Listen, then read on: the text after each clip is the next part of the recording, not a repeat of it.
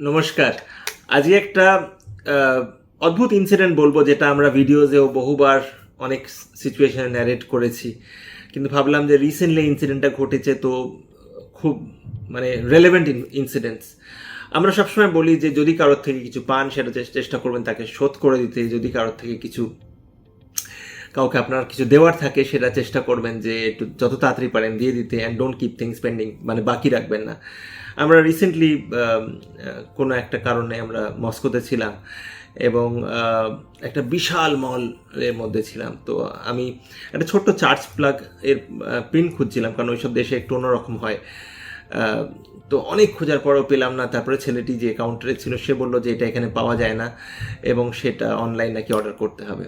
তো যাই হোক, তো আমি আর আমার স্ত্রী তখন অন্যান্য জিনিসগুলো যেগুলো পিক আপ করছিলাম সেগুলো করছিলাম, এবং আমি সাধারণত কোনো মলে অতক্ষণ কাটাই না। That was one of the incidents time, যে একটা মলে আমি হয়তো অনেকক্ষণ বেশি সময় স্পেন্ড করছিলাম। তো বেশ কিছুক্ষণ পরে দেখছি যে সেই ছেলেটি হন্তদন্ত দৌড়ে দৌড়ে আমাদের দিকে আসছে এবং আমাদের খুঁজছে। তো আমাদের দেখে সে একটা যেন নিশ্চিন্ত হলো, এবং দেখলাম যে সেই যে নর্মাল স্টোরের যে ড্রেসটা, সেই ড্রেসটার ওপরে আর একটা জ্যাকেট মতন পরে আমাকে একটা ওই যে প্লাগটা আমি খুঁজছিলাম সেই প্লাগটা আমাকে দিয়ে বলছে যে ধন্যবাদ, আপনি প্লিজ এটাকে অ্যাকসেপ্ট করুন। সাধারণত আমি কারোর থেকে কিছু অ্যাকসেপ্ট করা পছন্দ করি না বা করি না। তো সে অনেক কাকুতি মিনতি করে সে জোর করে আমাকে বললো এটা অ্যাকসেপ্ট করুন, কারণ সে আমার জন্য না, সে ড্রেস চেঞ্জ করে অন্য ইউনিফর্ম পরে বাইরে তখন প্রচণ্ড বরফ পড়ছে, সে অনেক দূরে গিয়ে সেটা নিয়ে এসছে এবং সে জানেও না যে আমি তখন ওই সেই স্টোরে আছি কিনা। তো এসে সে আতালি পাতালি করে আমাদের খুঁজছিল।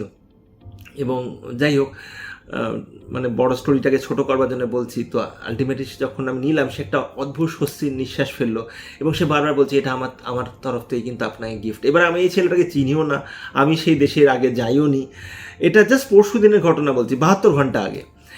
তো এমন অদ্ভুত অদ্ভুত ইনসিডেন্ট আমাদের সাথে কিন্তু জীবনে অনেক সময় ঘটে।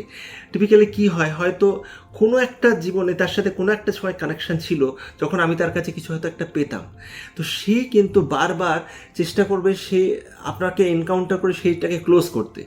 তো ফর্চুনেটলি আমাদের দুজনে দেখা হয়ে গিয়েছিল এবং সে ওই ব্যালেন্সটাকে ক্লোজ করেছে। এবং বিশ্বাস করবেন, যখন আমি তার থেকে গ্রহণ করলাম, যে শান্তি তার মুখে দেখতে পেলাম, সেটা একটা অদ্ভুত শান্তি, এবং দেওয়ার পরে সে যেন কোথাও উধাও হয়ে গেল।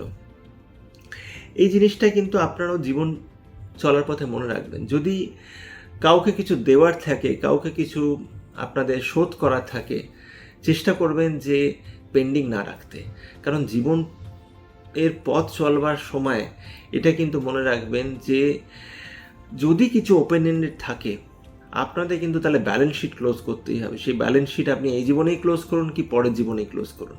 এবং এটা কিন্তু আমি আমার আগের সেশনসে আমি অনেক বুঝিয়েছি, আমি অনেক রকম রিইনকার্নেশনের স্টোরি বলেছি। এটা রিসেন্টলি যেহেতু হলো, আমি ভাবলাম যে এটা খুবই রেলেভেন্ট এই সত্যি ঘটনাটাকে শেয়ার করবার জন্য।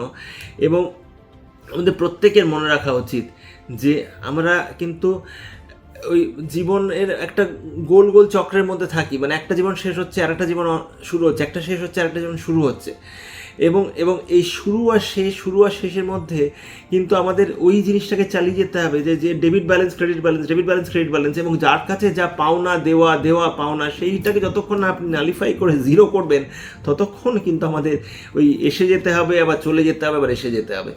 তো এই ইনসিডেন্টটা কিন্তু আবার বুঝিয়ে দেয় যে যতটা আমরা পারবো আমরা ভালোভাবে সুন্দরভাবে জীবন কাটাবো, এবং যার কাছে যা দেওয়ার আছে, যদি কাউকে কিছু কমিট করে থাকেন, চেষ্টা করবেন সেটাকে যেন আপনারা পরিপূর্ণভাবে অ্যাকমপ্লিশ করতে পারেন। নাহলে কিন্তু ওইটুকু জিনিস পেন্ডিংয়ের জন্য আবার সেই লোকটার সাথে দেখা হবে। ধন্যবাদ।